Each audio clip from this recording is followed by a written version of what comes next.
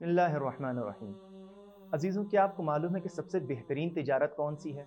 ہم اس دنیا میں جب تجارت کرتے ہیں تو ظاہر سی بات ہے، ہم چاہتے ہیں کہ ہم کوئی بھی انویسٹمنٹ کریں، کوئی تجارت کریں، کوئی بزنس کریں تو ملا کے یہ ہوتا ہے کہ جس کو پروفٹ ہو رہا ہوتا ہے، جس کو فائدہ ہو رہا ہوتا ہے، تو کہتے ہیں یہ بہت اچھا تاجر ہے، بہت اچھا بزنس مین ہے، بہت کامیاب بزنس مین ہے۔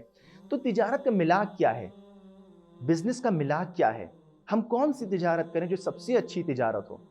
خداوند عالم سورہ صف کی آیت نمبر 9 اور 10 میں ارشاد فرماتا ہے کہ یا ایھا الذین آمنوا هل ادلکم علی تجارت تنجیکم من عذاب علیم، کہ اے ایمان لانے والوں، اے صاحبان ایمان، کیا میں تم کو بتاؤں کہ ایک ایسی تجارت کہ جو تم کو عذاب علیم سے بچا سکے؟ دیکھیے کتنی خوبصورت آیت ہے کہ ہم اس دنیا میں چاہتے ہیں تجارت کریں، ہم چاہتے ہیں کون سی جگہ ہم اپنا سرمایہ انویسٹ کریں، اپنا جو ہمارے پاس کیپٹل ہے اس کو ہم انویسٹ کریں تاکہ بہترین فائدہ ہو۔ خداوند عالم کہہ رہا ہے کیا میں بتاؤں تمہیں کہ سب سے اچھی تجارت کون سی ہے؟ اب تجارت میں کیا ہوتا ہے؟ تجارت میں یہ ہوتا ہے کہ ایک طرف ہم ہوتے ہیں، ایک طرف سامنے والا ہوتا ہے کہ جس کے ساتھ ہم معاملہ کر رہے ہوتے ہیں۔ یہاں تجارت عجیب ہے، یہاں خالق اور مخلوق کے درمیان تجارت ہے، یہاں عبد اور معبود کے درمیان تجارت ہے، یہاں ایک ٹرسٹ کا رابطہ ہے۔ ہم کو معلوم ہے کہ ہمارا خدا ایک ایسا پارٹنر ہوگا، ایک ایسا شخص ہوگا، ایک ایسی ذات ہوگی کہ جو ہمیں تجارت میں عدالت سے کام لے گی۔ پروردگار عالم یہ فرما رہا ہے کہ کیا میں بتاؤں بہترین تجارت؟ تو انسان شوق سے سنے گا، اے رب بتا بہترین تجارت کیا ہے۔ دیکھیے، اور دوسرا ملا کیا ہے دنیا میں؟ ہم چاہتے ہیں پروفٹ ہو، ہم چاہتے ہیں کہ اگر پروفٹ نہ بھی ہو تو کم از کم لاس نہ ہو۔ خداوند عالم نے ملاک کیا طے کیا؟ ملاک یہ طے کیا کہ ہل ادلکم، کیا میں ایسی تجارت بتاؤں کہ تنجیکم من عذاب علیم، کہ تم کو دردناک عذاب سے نجات مل سکے۔ معلوم یہ ہو رہا ہے کہ یہ جو تجارت جو اللہ بتا رہا ہے یہ ایک الگ تجارت ہے۔ اس کا جو پروفٹ ہے وہ یہ ہے کہ انسان عذاب علیم سے بچ سکے۔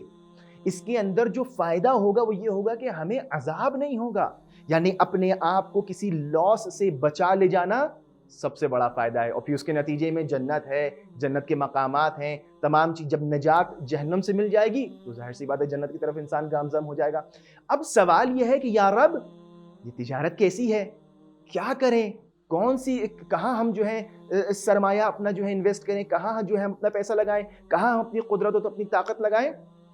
خداوند عالم نے فرمایا کہ تؤمنوا باللہ ورسولہ، ایمان لاؤ اللہ پر اور اس کے رسول پر، وَتُجَاهِدُونَ فِي سَبِيلِ اللَّهِ، اور اللہ کی راہ میں جہاد کرو۔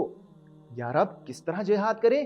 کہا بِأَمْوَالِكُمْ وَأَنفُسِكُمْ، اپنے مال سے اور اپنی نفوس کے ذریعے اللہ کی راہ میں جہاد کرو۔